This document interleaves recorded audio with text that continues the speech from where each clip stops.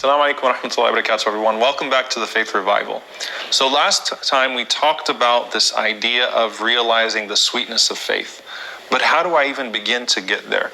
And the Prophet ﷺ recognizes that there's a spectrum, that it takes time to get there, but a person has to actively practice certain things before they get there. So there are many hadith where the Prophet ﷺ will say, "La yu'minu ahadukum hatta."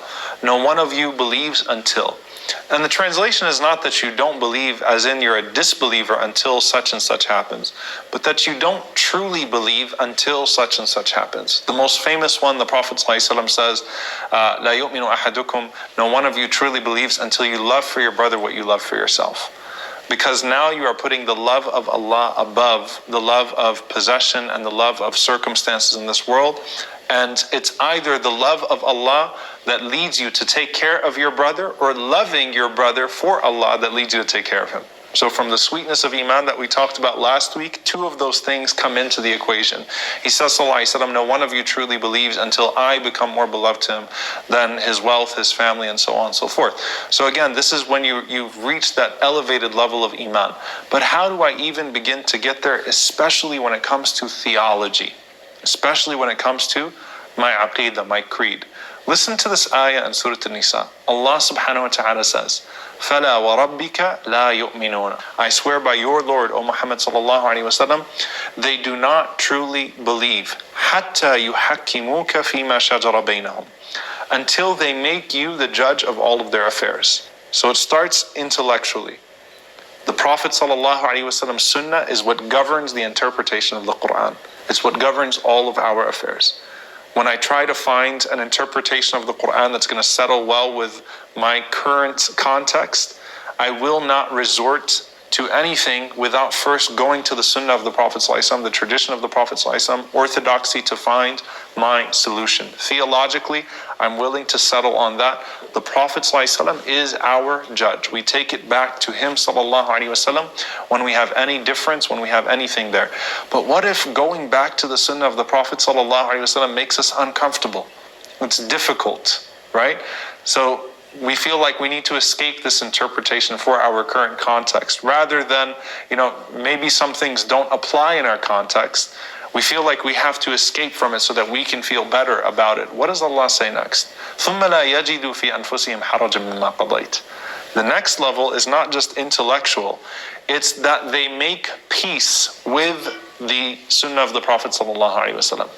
They make peace with his judgment alayhi salatu wassalam. So they are able to resolve, they don't find resistance inside themselves, internally, when the Sunnah of the Prophet ﷺ is put forth. There are elements of your faith that you are not going to be able to practice in your context, but you should make peace with all of them to be able to say that Allah and His Messenger do not wrong. Allah and His Messenger alayhi salatu wasalam, everything that has been legislated through those two means of divine revelation, either the Quran or the Sunnah of the Prophet ﷺ, all of it is just, all of it is merciful, all of it is moral, even if my current context does not consider it as such, and even if I'm never going to practice any of these things, that all of this comes from a place of morality and goodness, and I don't find that resistance inside of me. So I move from the intellectual to the breaking that resistance. I'm willing to make peace with all elements of my faith. But then look what Allah subhanahu wa ta'ala says next, وَيُسَلِّمُوا تَسْلِيمًا, and they submit themselves then willingly. Now I go to a place of sakina.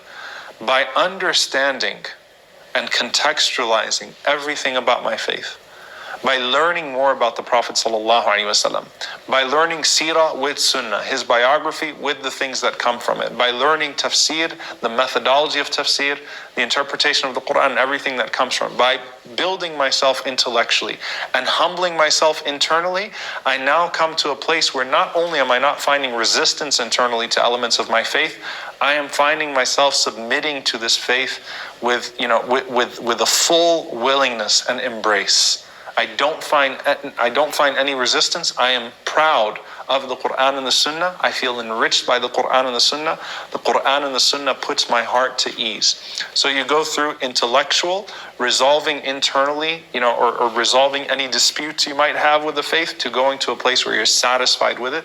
And that's where a person starts to taste the sweetness of faith, and they actually realize the true reality of faith. May Allah subhanahu wa ta'ala allow us to be of that last category, and may Allah subhanahu wa ta'ala forgive us on the way in that journey of faith when we feel that resistance, and allow us to overcome that resistance. Allahumma ameen. Jazakumullahu khairan. See you all next time, inshallah. Assalamu alaikum wa rahmatullahi wa barakatuh.